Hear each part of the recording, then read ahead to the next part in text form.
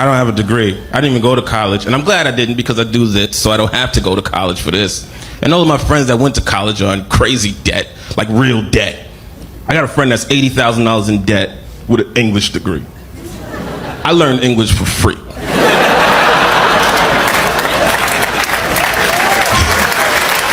is the first thing I learned. This is the first thing I learned. And I talk to this dude every day. I understand everything he's saying. He doesn't know a special kind of English. He doesn't talk like the Game of Thrones. It's just regular English. And you know what he does for a living? He teaches English. Because that's the only thing you can do with an English degree. So pyramid scheme.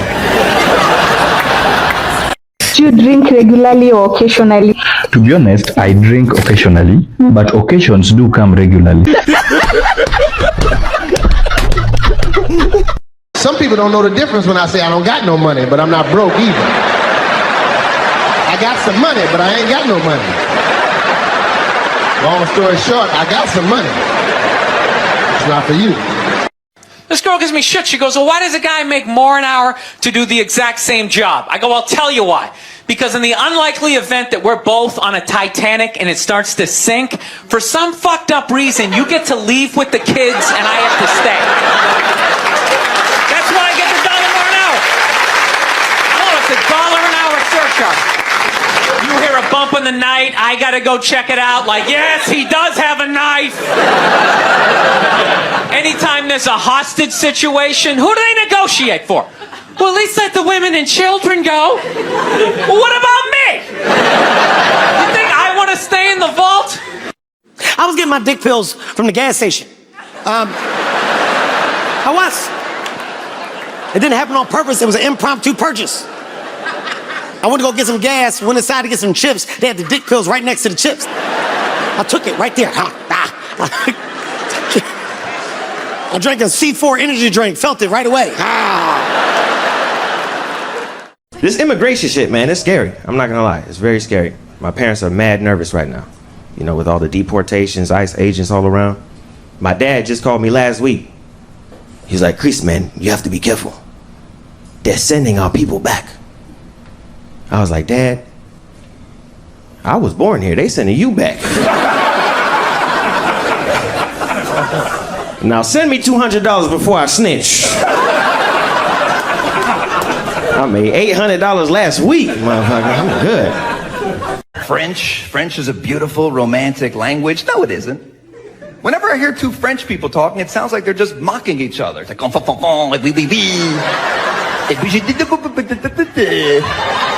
and that French accent, they always sound like they're annoyed and miserable, right? They're always like, ugh. This is not true. We are not miserable. Just look at the smile on my face. The opposite of that, people from New Zealand. People from New Zealand always sound happy. That's right, from New Zealand, what's the matter? Nothing. A friend of mine's got a huge forehead, right? One of the worst foreheads I've ever seen in my life.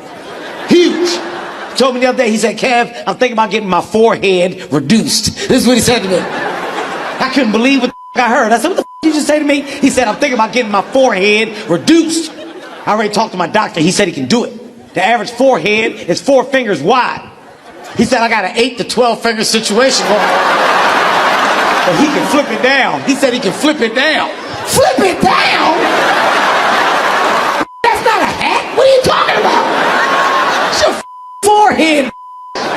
What about your brain? He said, oh, he can push that back. He gonna push that back.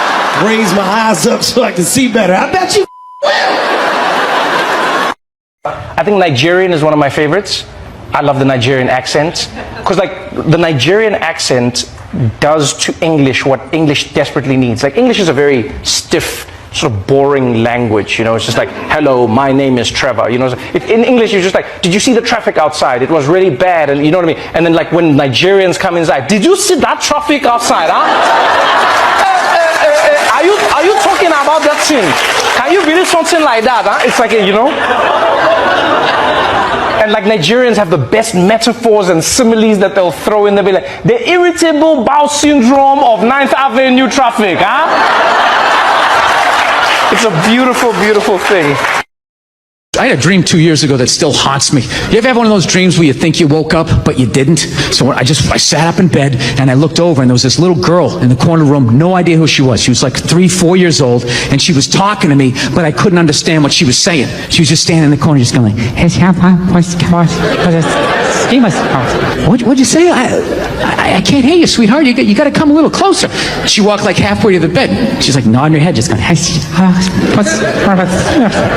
was like, you gotta come closer. She walks all the way up to the bed. I was just like, I couldn't hear you, sweetheart. What'd you say? What did you say? And she just nods and just goes, you're gonna kill yourself. I just sat up like, no, I am not. My wife wakes up, what's the matter? I'm like, I just had like the most scary dream I've ever had in my life. It was horrible. She's like, was I in it? No, you self-centered jackass! I tried to go to sleep in the same position, so I'd run into that little girl again, so I could just be, look, you little shit. You don't go around saying that to people. I'm tired of shit happening every time I get some money. When I'm broke, everything be working perfectly fine. As soon as I get some money, my car don't want to crank, washing machine won't start leaking, bill collectors want to call. Tired of this shit.